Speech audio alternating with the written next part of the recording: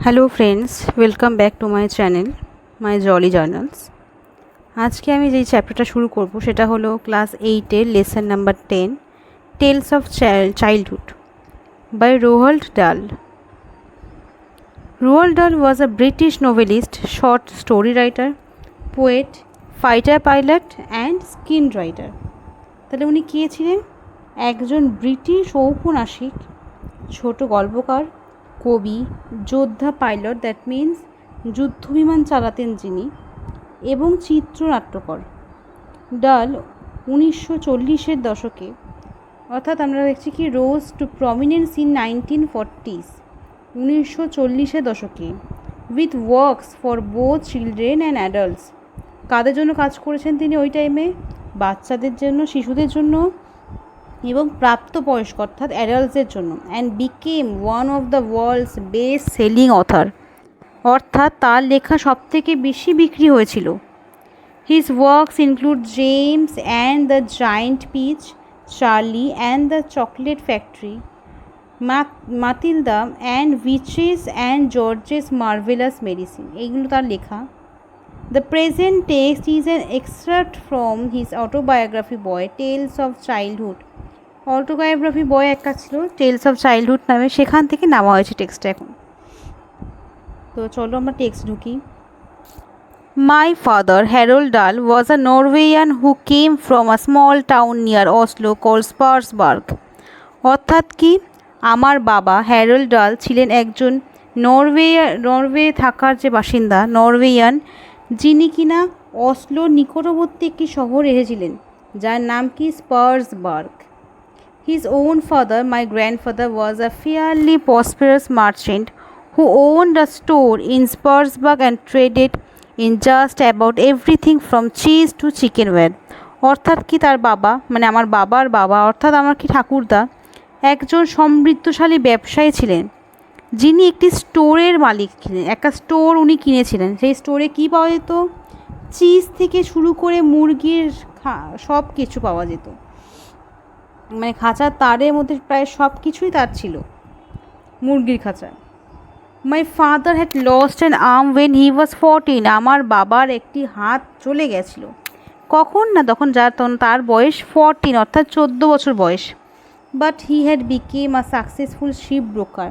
কিন্তু তিনি একজন জাহাজের মাল সরবরাহ করতে সফল হয়েছিলেন। শিপ ব্রোকার মানে জাহাজে সব রকম মাল যিনি সরবরাহ করেন। আর ship broker is a person, এবার বলছে যে হু ওয়াজ শিপ ব্রোকার। সে ship broker is a person who supplies the ship with everything it needs when it comes into port. কী কী দেয়, কী কী বিক্রি করতো? Fuel and food, ropes and paint, soap and towels, hammers and nails and thousands of other little items. তাহলে কি, উনি অনেক কিছু বিক্রি করতো, জ্বালানি, খাবার, দড়ি, রং, সাবান, সব কিছুই উনি বিক্রি করতেন মোটামুটি।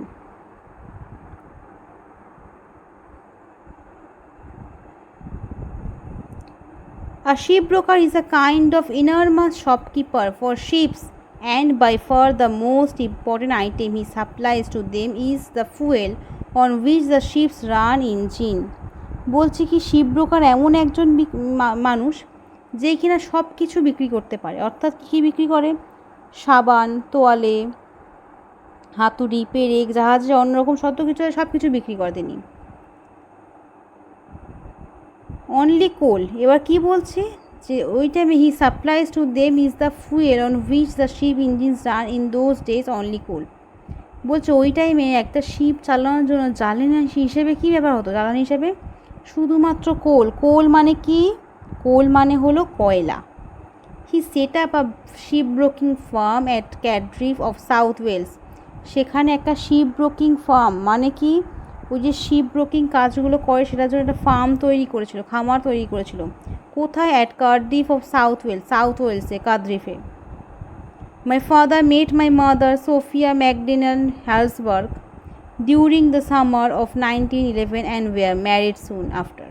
আমার বাবা আমার মায়ের সাথে দেখা করলেন এবং 1911 সালে দেখা হয়েছিল একটা সামারে, এবং ম্যারিড করেছে তাড়াতাড়ি, মানে তাড়াতাড়ি তাদের বিয়ে হয়ে গেছিলো। In 1918, when I was 2, যখন আমার বয়স 2, 1918-এ, we all moved into a imposing country mansion beside the village of Rare, about 8 miles north of Cardiff.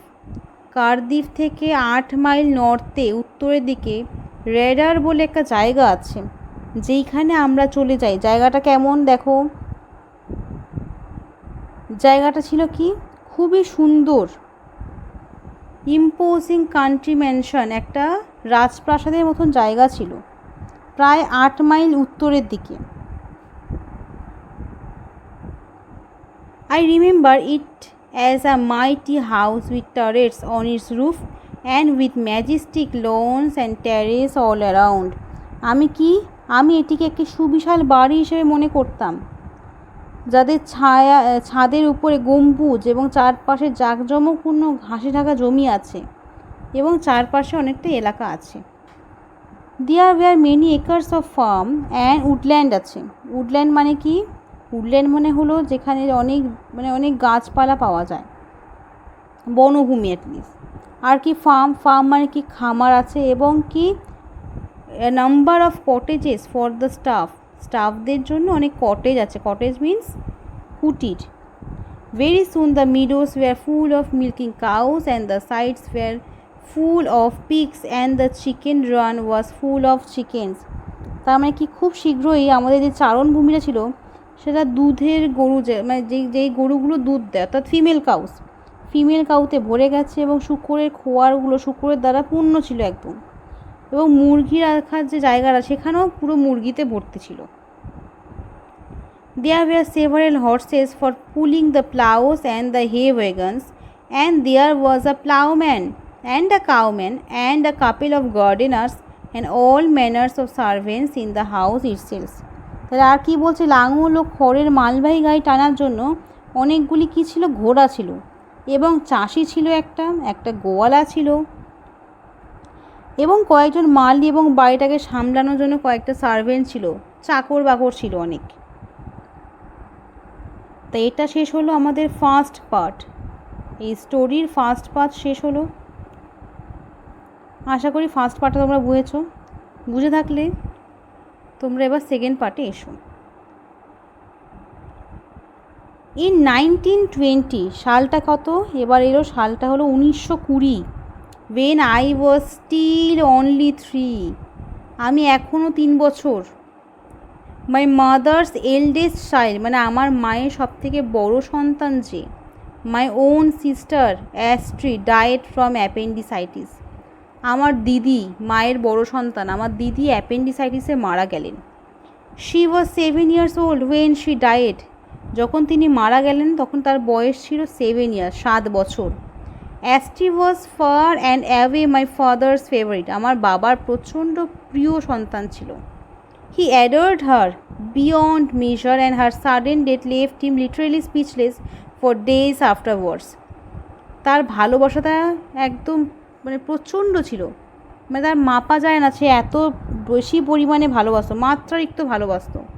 এবং আমার দিদি অর্থাৎ অ্যাস্ট্রির যেই হঠাৎ মৃত্যু বাবাকে এমন বাকরুদ্ধ করে দিচ্ছিল, বাবার কথা হারিয়ে ফেলেছিল, নির্বাক করে দিচ্ছিল বাবাকে। He was so overwhelmed with grief that when he himself went down with pneumonia a month or so afterwards, he did not much care whether he lived or died. কি হলো, মেয়েকে সে প্রচণ্ড ভালোবাসতো, একদম কাতর হয়ে পড়েছিল যখন সে মারা গিয়েছিল। এইবার কি তিনি তারপর 1 মাসের মধ্যে বা কি 1 মাসের একটু পরে নিউমোনিয়ায় আক্রান্ত হলো। তখন তিনি নিজের ট্রিটমেন্ট ভালো করে করাননি, এবং হি ওয়াজ কেয়ারলেস, কি তিনি বাঁচছেন না তিনি মরে যাচ্ছেন সেই ব্যাপারে ওনার কোনো ভ্রুক্ষেপ ছিল না। উনি নিজে কোনো টেক কেয়ার করছিলেন না। কেন না, ওনার মেয়ে মারা গেছে, সেই কষ্টে, সেই দুঃখে। If they had penicillin in those days, neither appendicitis or pneumonia would have been so much a threat.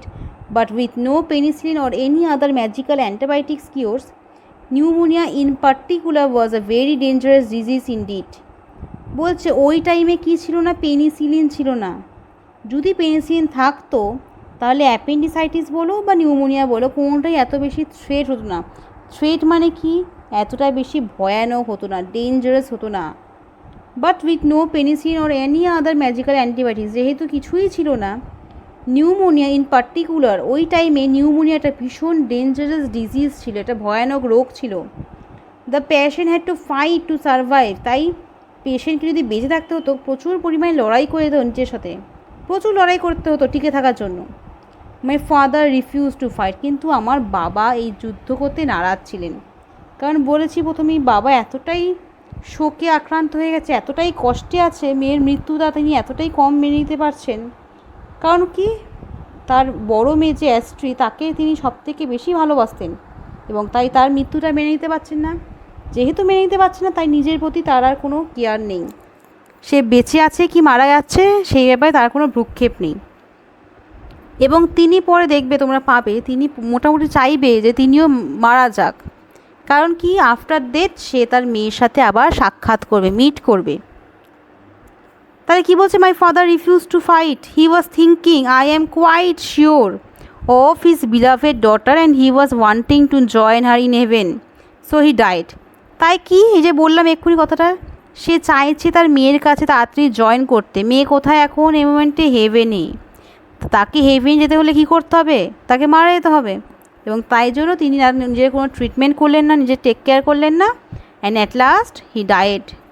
তাই পরিণামস্বরূপ তিনি মারা গেলেন। হি ওয়াজ 57 ইয়ার্স ওল্ড। কত বছর বয়সে মারা গেলেন? 57। মেয়ে কত বছর বয়সে মারা গেছে? 7 ইয়ার্স। মনে রাখবে। My mother had now lost a daughter and a husband all in the space of few weeks. কী বলেছিল? মেয়ে মারা যাওয়ার ঠিক 1 মাসের কি তার একটু পরে বাবা আক্রান্ত হয়েছে নিউমোনিয়াতে, এবং কি খুব শিগগিরই তার বাবা মারা গেছে, কারণ টেক কেয়ার করেনি, যে কিছুই করেনি। তাই বলছে মা নিজের মেয়েকে এবং তার হাজবেন্ডকে কিছু সপ্তাহের মধ্যে হারিয়ে ফেললো, মানে কি 1-1.5 মাসের ডিফারেন্সে হারিয়ে ফেললো। Here she was suddenly having to face all alone the very gravest problems and responsibilities. যেহেতু বাবা নেই, তার ঘাড়ে সমস্ত দায়বদ্ধতা এসে পড়ছে, সমস্ত দায়ভার এসে পড়লো, এবং প্রচণ্ড প্রবলেম, সমস্যা সাক্ষাৎ হচ্ছিল, প্রচুর প্রবলেম তাকে ফেস করতে হচ্ছিল। She had 5 children to look after, তাকে 5 জন সন্তানকে দেখতে হচ্ছিল। She sold the big house and move to a smaller one few miles away in land of. সে বড় বাড়িটা বিক্রি করে দিল, বিক্রি করে একটা ছোটো বাড়ি কিনলো। কোথায়? ল্যান্ড অফ থেকে কিছু মাইল দূরে। ইট ওয়াজ কল্ড কাম্বারল্যান্ড, জায়গার নাম কি? Cumberland Lodge, and was nothing more than a pleasant medium size suburban villa. So it was in land of 2 years later when I was 6 years old that I went to my first school. তাহলে কি বলছে? Cumberland লজে একটা ছোট্ট মাঝারি মতন একটা বাড়ি তিনি কিনলেন। এটা কি শহরতলির ভিলা ছাড়া, মানে একটা ভিলা বাড়ি ছাড়া আর কিছুই ছিল না। তাই তার ল্যান্ড অফেই তার টাইম কাটছিল, এবং যখন 6 বছর বয়স তখন সে প্রথম স্কুলে গেল। কে প্রথম স্কুলে গেল? স্পিকারের কথা এখানে বলা হচ্ছে। তাহলে কি এই মোমেন্টে মায়ের কটা চিলড্রেন আছে? 5টা চিলড্রেন আমরা এক্ষুনি পেলাম। মা তার হাজব্যান্ড এবং তার এল্ডেস্ট চাইল্ড অর্থাৎ অ্যাস্ট্রিককে হারিয়ে ফেলেছে। হাজব্যান্ডের কী হয়েছিল? নিউমোনিয়া। আর তার ডটার অর্থাৎ অ্যাস্ট্রির কী হয়েছিল? অ্যাপেন্ডিসাইটিস। এই ছোটো ছোটো যে কোশ্চেনগুলো হয় প্রত্যেকটা লাইন বাই লাইন পড়বে, এবং কোশ্চেনগুলো খেয়াল করবে কী কোশ্চেন হতে পারে সেন্টেন্সে। তোমরা নিজেরাই ক্রিয়েট করবে কোশ্চেন, দেখবে নিজে পারবে করতে, এবং অ্যান্সার্সগুলো খুব ইজিলি পারবে। চলো এবার আমরা নেক্সট পার্টে আসি, যে third part. The school was a kindergarten run by 2 sister. স্কুলটা কী ছিল? কিন্ডার গার্ডেন ছিল, যেটা 2টো বোন চালাতো। কে? মিসেস করফিল্ড অ্যান্ড মিস টাকার।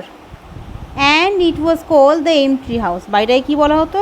MT house. এই কিন্ডার গার্ডেন যে স্কুলটা ছিল তাকে বলা হতো empty house. It is astonishing how little one remembers about one's life before the age of 7 or 8 years.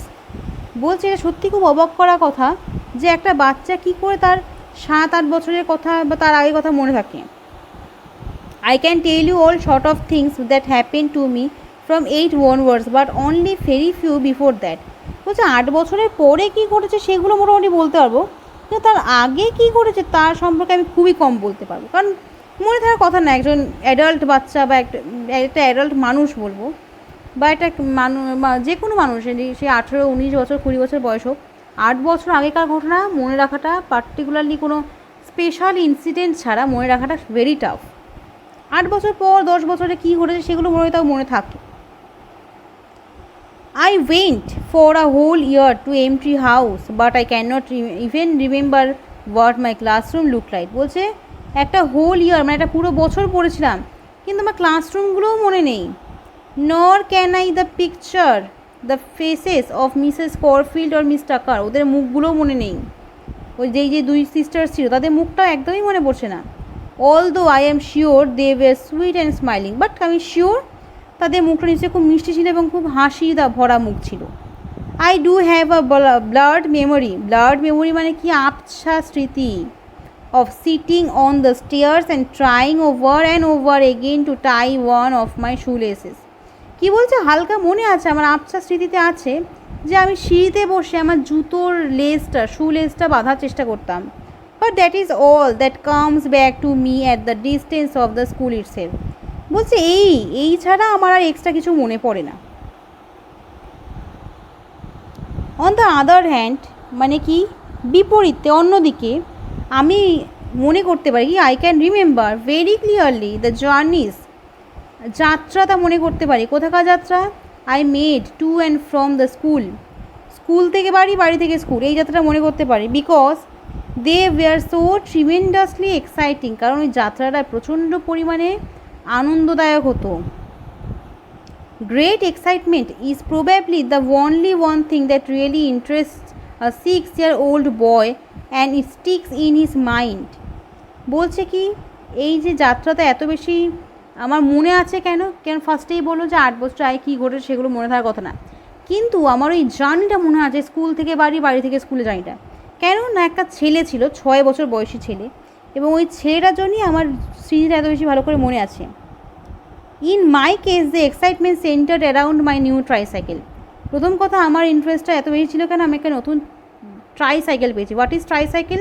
3-wheeler cycle, 3টে চাকা থাকে। নর্মালি সাইকেলগুলো যেটা বাইসাইকেল বলি 2টো করে চাকা থাকে, কিন্তু ট্রাইসাইকেলে 3 চাকা থাকে বাচ্চাদের ইউজের জন্য। কেন? ব্যালেন্সের জন্য। পেছনের দিকে 2টো চাকা থাকে, ব্যালেন্স করতে পারে বাচ্চারা।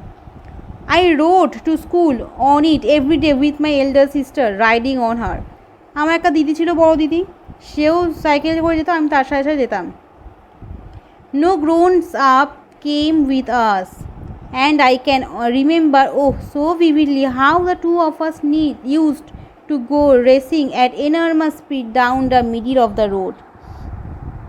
কি বলছে যে no grown came up with us, আমাদের সাথে সেরকমভাবে বড় হয়ে ওঠার কেউ আসতো না, যে বড়রা কেউ বড়, এটা গ্রোন আপস কেম আপ মানে কি? বড় হয়ে গেছে এরম কেউ, অর্থাৎ পেরেন্টস বলো বা আরও বেশি বড় কেউ বলো, তারা কেউ আসতো না। And I can remember so vividly, আর কি স্পষ্টভাবে মনে আছে আমার? ভিভিডলি অর্থাৎ স্পষ্টভাবে, clearly. How the two of us use to go racing at enormous speed, আর কি প্রচণ্ড গতিতে সাইকেল চালিয়ে যেতাম আমরা দুজনে রাস্তার মধ্যে দিয়ে। এবং তারপর সবচেয়ে গৌরবময়, যখন আমরা রাস্তার একটা বাঁকে আসতাম তখন আমরা একদিকে ঝুঁকে যেতাম এবং চাকার উপর ভর দিয়ে চালাতাম। অর্থাৎ কি? ঝুঁকে যেতাম এবং চাকার উপর ভর চালাতাম মানে কি? আমরা টায়ার হয়ে যেতাম। উই উড লিন মানে কি? ঝোঁকা। টু ওয়ান সাইড, একটা দিকে ঝুঁকে পড়তাম। Take it on 2 wheels, 2 wheele চালানোর জন্য। All this you must realize was in the good old days when the sight of a motor car on the street was an event, and it was quite safe for teeny children to go tricycling and whooping their way to school in the centre of the highway. অর্থাৎ কি বলছে? এই সমস্ত কিছুই আপনার বা readers যে বুঝতে সুবিধা হবে কি অতীতের যে দিনগুলো ছিল রাস্তায় মোটর গাড়ি দেখতে পাওয়া একটা ঘটনা, এবং সেই বাচ্চারা 3 সাইকেল চালা নিয়ে যাচ্ছে প্রধান সড়কের মাঝখান দিয়ে, অর্থাৎ কি মেন রোড দিয়ে, প্রধান সড়ক মানে কি মেন রোড দিয়ে যাচ্ছে। বিদ্যালয়ের পথে হইচই করতে যাওয়াটা খুব নিরাপদ ছিল। কেন কি? ওই যে বলছে ট্রাইসাইকেল ছিল, নিরাপদ ছিল, তারা ব্যালেন্স পেত। সব বড় বড় গাড়ি যাচ্ছে, তার মাঝখানে তারা সাইকেল নিয়ে আছে, এটা তাদের কাছে একটা এক্সাইটিং ছিল। বড়রা কেউ ছিল না, নিজেকে একটা ইন্ডিপেন্ডেন্ট মনে হতো। ওই বয়সে ইন্ডিপেন্ডেন্ট ভাবার মধ্যে দিয়ে একটা আলাদা এক্সাইটমেন্ট আছে তাদের মধ্যে। তো তাদের ওই একা যাওয়াটা, 2 বোনে মিলে সাথে অনেক সময় ছেলেটা যেটা কথা বলছে, একটা ছেলের কথাও বললো, তাকে দেখতো, তার একটা বন্ধু টাইপের ছিল, তো একসাথে যেত। তো এই ব্যাপারগুলো তাদের হালকা মনে আছে, কিন্তু স্কুলের ভেতরে কে কেমন দেখেছিলো এই সিস্টার্সগুলো বা ক্লাসরুম কেমন দেখেছিলো সেগুলো ওদের খুব একটা মনে পড়ে না। So much then for my memories of kindergarten 62 years এগো। অর্থাৎ কি তার বয়স কত, অনেক, 62 years এগোর মেমোরি ওগুলো আগের। It is not much but it's all there it's left. বলছে এগুলো বেশি কিছুও না, মানে খুব বেশি না যে বিশাল মনে করে ফেলেছি, কিন্তু এইটুকুনি আমার স্মৃতিতে আছে, এইটুকুনি অবশিষ্ট আছে। মানে এই বয়সে 62 ইয়ার্সে ও 62 ইয়ার্স আগেকার মেমোরি হলো কিন্ডারগার্টেন। কিন্ডারগার্টেন যখন গেছে তখন তার কত বয়স ছিল, কারোর মনে আছে? আশা করছি মনে থাকবে তোমাদের, কিন্ডারগার্টেন যখন গেছিলো।